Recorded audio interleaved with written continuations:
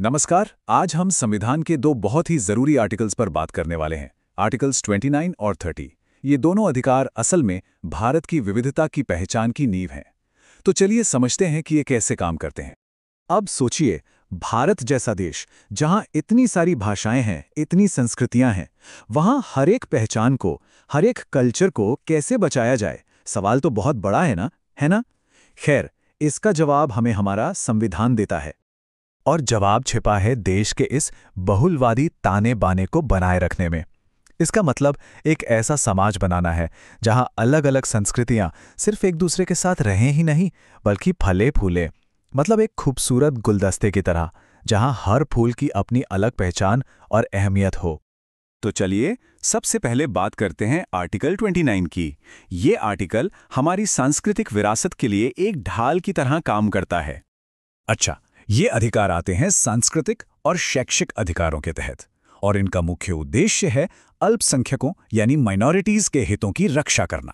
और यहाँ एक दिलचस्प बात यह है कि अल्पसंख्यक का मतलब सिर्फ धार्मिक अल्पसंख्यक नहीं, बल्कि भाषा के आधार पर भी होता है। और कौन माइनॉरिटी है, ये राज्य के स्तर पर तय किया जाता है, न कि पूरे देश के स्तर पर। अब जरा संविधान की भाषा पर गौर कीजिए।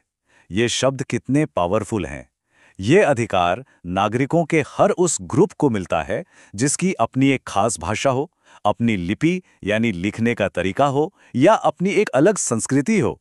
ये सिर्फ एक वादा नहीं, ये एक संवैधानिक गारंटी है। तो असल में ये आर्टिकल किन तीन चीजों की गारंटी देता है?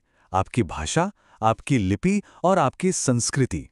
इन तीनों को कानूनी सुरक्षा दी गई है ताकि भारत की कोई भी पहचान समय के साथ मिट ना जाए।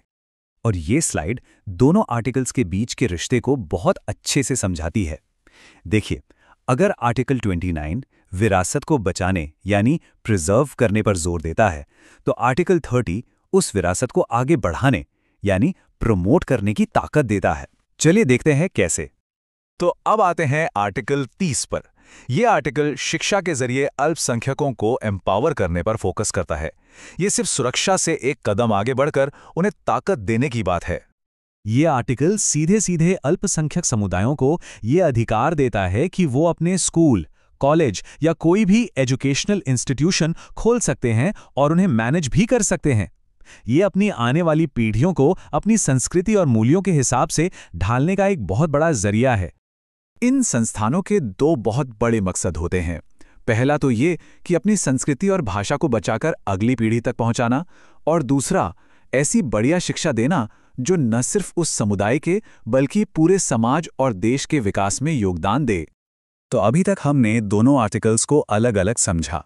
अब देखते हैं कि ये दोनों मिलकर एक मजबूत सुरक्षा कवच की तरह कैसे काम करते हैं। इसका जो पहला और सबसे जरूरी पिलर है, वो है अल्पसंख्यकों का संरक्षण। ये पक्का करता है कि किसी भी समुदाय के साथ भेदभाव ना हो और उन्हें अपनी पहचान को बनाए रखने का पूरा अधिकार मिले। दूसरा पिलर सीधा सीधा हमारी विरासत से जुड़ा है। ये समुदायों को अपनी अनोखी भाषा, लिपि और संस्कृति को बचाने और इसे बढ़ावा देने का हक देता है, जैसा हमने आर्टिकल 29 में देखा। और तीसरा पिलर है एम्पावरमेंट का। मतलब ये सिर्फ सुरक्षा की बात नहीं करता, बल्कि अल्पसंख्यकों को ये ताकत भी देता है कि वो अपने एजुकेशनल इंस्टीट्यूशंस चला सकें, जो कि आर्टिकल 30 का मूल है। तो आखिर में इसका मतलब क्या निकलता है? मतलब ये कि जब ये दोनों अधिकार एक साथ काम करते हैं, तो ये सुनिश्चित करते हैं कि हर समुदाय को अपनी संस्कृति और शिक्षा के क्षेत्र में आगे बढ़ने का बराबर मौका मिले। और यही तो एक मजबूत और विविध भारत की असली पहचान है। तो आखिर में ये एक सवाल हमारे सामने आता है कि जब कोई देश अपनी हर संस्कृति को बचाने और हर समुदाय को शिक्षा के जरिए मजबूत बनाने का संवैधानिक वादा करता है, तो ये उस देश की अपनी पहचान के बारे में क्या बताता है? इस पर सोचिएगा जरूर।